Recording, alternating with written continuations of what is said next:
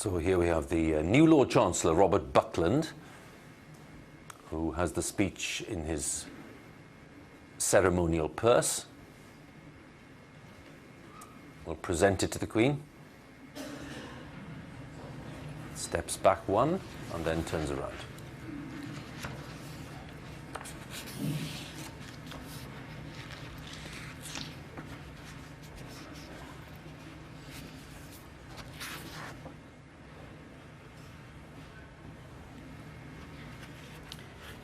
My Lords and members of the House of Commons, my government's priority has always been to secure the United Kingdom's departure from the European Union on the 31st of October. My government intends to work towards a new partnership with the European Union based on free trade and friendly cooperation.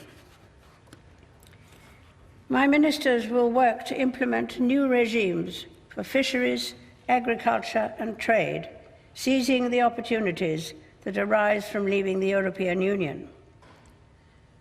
An immigration bill ending free movement will lay the foundation for a fair, modern and global immigration system. My government remains committed to ensuring that resident European citizens who have built their lives in and contributed so much to the United Kingdom have the right to remain. The bill will include measures that reinforce this commitment. Steps will be taken to provide certainty, stability, and new opportunities for the financial services and legal sectors. My government's new economic plan will be underpinned by a responsible fiscal strategy, investing in economic growth while maintaining the sustainability of the public finances. Measures will be brought forward to support and strengthen the National Health Service, its workforce and resources, enabling it to deliver the highest quality care. New laws will be taken forward to help implement the National Health Service's long-term plan in England and to establish an independent body to investigate serious healthcare incidents. My government will bring forward proposals to reform adult social care in England to ensure dignity in old age. My ministers will continue work to reform the Mental Health Act to improve respect for and care of those receiving treatment. My government is committed to addressing violent crime and to strengthening public confidence in the criminal justice system. New sentencing laws will see that the most serious offenders spend longer in custody to reflect better the severity of their crimes. Measures will be introduced to improve the justice system's response to foreign national offenders. My government will work to improve safety and security in prisons and to strengthen the rehabilitation of offenders. Proposals will be brought forward to ensure that victims receive the support they need and the justice they deserve. Laws will be introduced to ensure that the parole system recognizes the pain to victims and their families caused by offenders refusing to disclose information relating to their crimes. A new duty will be placed on public sector bodies, ensuring they work together to address serious violence. Police officers will be provided with the protections they need to keep the population safe. They will also be awarded the power to arrest individuals who are wanted by trusted international partners. My government will bring forward measures to protect individuals, families, and their homes. Legislation will transform the approach of the justice system and other agencies to victims of domestic abuse and minimize the impact of divorce, particularly on children. My ministers will continue to develop proposals to improve internet safety and will bring forward laws to implement new building safety standards. My ministers will ensure that all young people have access to an excellent education, unlocking their full potential and preparing them for the world of work. My government will take steps to make work fairer, introducing measures that will support those working hard. To help people plan for the future, measures will be brought forward to provide simpler oversight of pension savings. To protect people's savings for later life, new laws will provide greater powers to tackle irresponsible management of private pension schemes. To ensure that the benefits of a prospering economy reach every corner of the United Kingdom, my ministers will bring forward a national infrastructure strategy. This will set out a long-term vision to improve the nation's digital, transport, and energy infrastructure. New legislation will help accelerate the delivery of fast, reliable, and secure broadband networks to millions of homes. An aviation bill will provide for the effective and efficient management of the United Kingdom's airspace. Proposals on railway reform will be brought forward.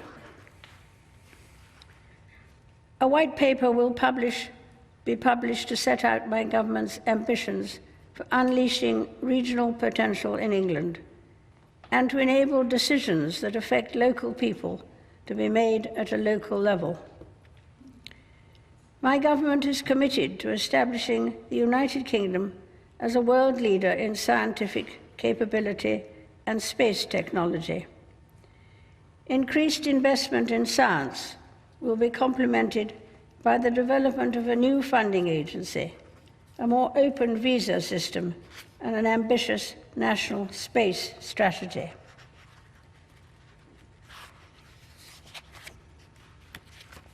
My ministers remain committed to protecting and improving the environment for future generations. For the first time, environmental principles will be enshrined in law. Measures will be introduced to improve air and water quality, tackle plastic pollution, and restore habitats so plants and wildlife can thrive. Legislation will also create new legally binding environmental improvement targets. A new world-leading independent regulator will be established in statute to scrutinize environmental policy and law, investigate complaints, and take enforcement action. Proposals will also be brought forward to promote and protect the welfare of animals, including banning imports from trophy hunting. The integrity and prosperity of the Union that binds the four nations of the United Kingdom is of the utmost importance to my government. My ministers will bring forward measures to support citizens across all the nations of the United Kingdom. My government remains committed to working with all parties in Northern Ireland to support the return of devolved government and to address the legacy of the past. My government will take steps to protect the integrity of democracy and the electoral system in the United Kingdom. My government will continue to invest in our gallant armed forces. My ministers will honour the Armed Forces Covenant and the NATO commitment to spend at least 2% of national income on defence. As the United Kingdom leaves the European Union, my government will ensure that it continues to play a leading role in global affairs, defending its interests and promoting its values.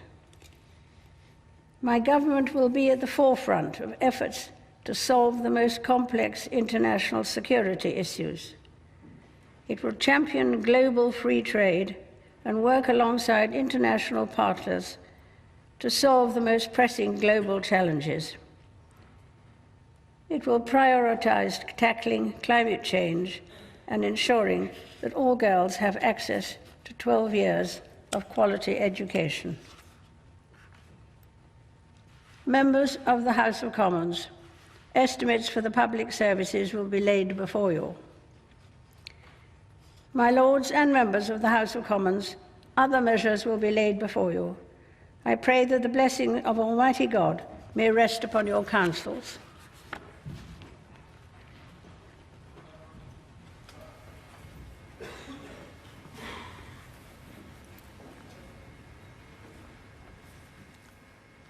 The Lord Chancellor approaches Her Majesty and takes delivery of the speech, puts it back in the official purse and makes his way back down the steps.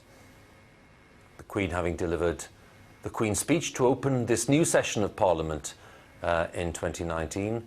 The Prince of Wales looking on next to Her Majesty, and the pages of honour are now ready for the procession back to the robing room, where the Queen will prepare to leave the Palace of Westminster and return to Buckingham Palace.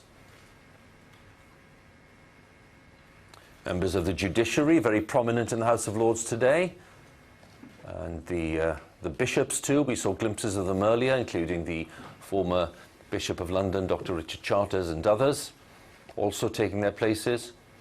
And many former government ministers from the House of Commons, of course, who have become life peers with a wealth of experience in terms of parliamentary and political affairs, who've seen many of these ceremonies in the past, and we spoke to two of them earlier, Lord Fowler, who's here today, and Dame Margaret Beckett, who is still in the House of Commons.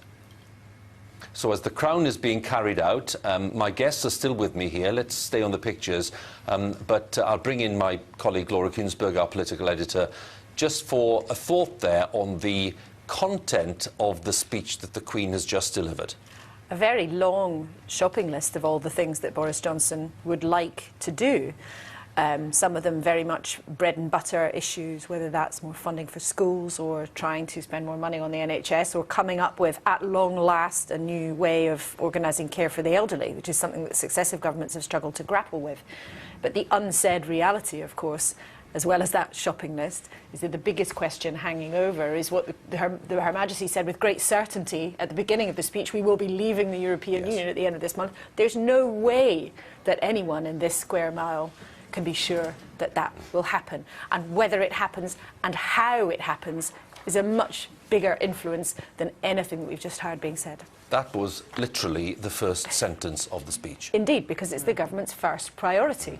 But there is nothing at this stage that the government is setting out in legislation that will either make that less or more likely. That will all come down, first of all, to the outcome of talks this week in Brussels, and then what Parliament does with either a deal or lack of one in the next few days. And with, as these moments of history unfold in front of us, something much more unusual, at this weekend we expect Parliament to be gathering to try to make head or tail of what actually happens next. That'll be on Saturday, of course, and as you were mentioning earlier, Laura, that'll be the first Saturday sitting in nearly 40 years. The MPs are now making their way back to the House of Commons as the Queen makes her way into the robing room.